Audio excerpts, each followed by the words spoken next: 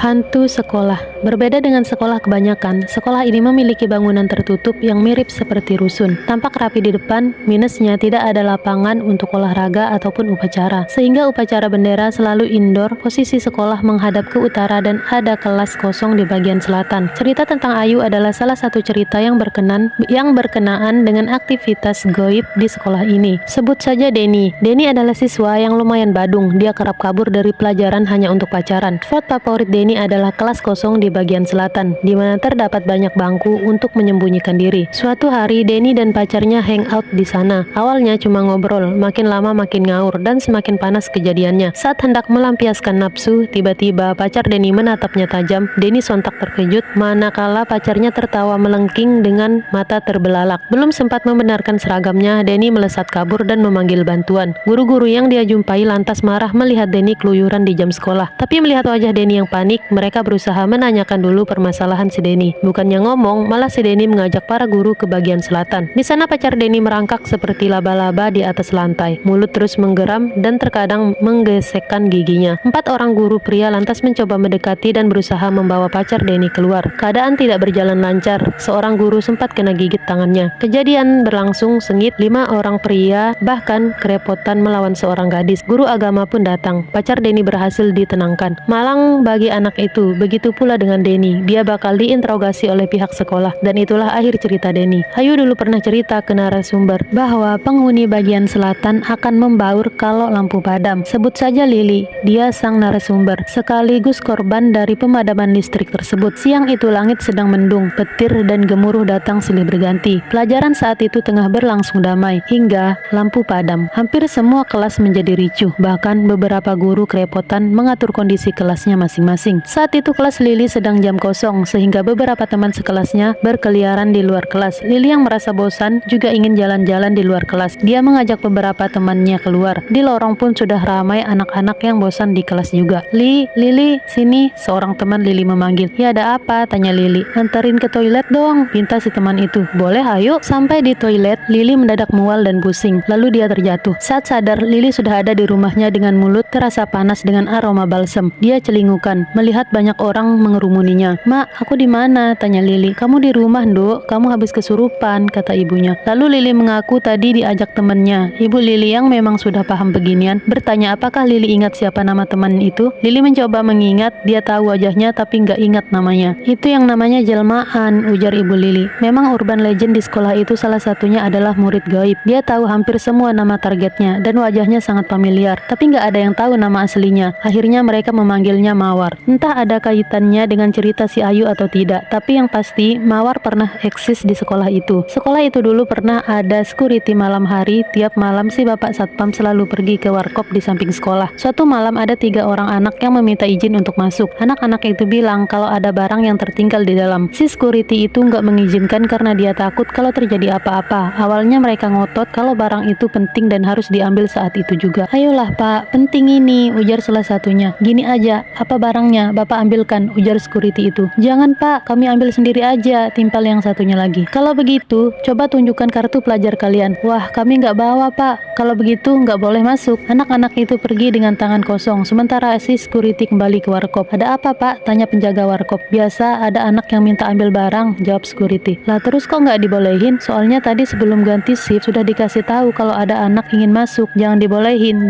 jawab si security. Takut ada yang hilang ya, ujar penjaga warung memaklumi. Bukan cuma itu, kondisi dalam terlalu berbahaya. Selain itu, kata senior, terkadang ada anak yang ingin melakukan zinah di dalam, timpal security. Menurut kabar yang beredar, pertengahan tahun itu memang lagi marak permainan jelangkung. Yang paling terkenal adalah pemanggilan jin berwujud murid. Konon dia diajak 2 orang teman cowoknya ke sekolah dengan alasan mengambil barang. Lalu dia diperkosa sampai hamil. Lalu demi menutup aib, si cewek ini diajak ke sekolah malam-malam dan dihajar hingga keguguran. Entah itu benar atau tidak, atau hanya karangan jin belaka. Selesai.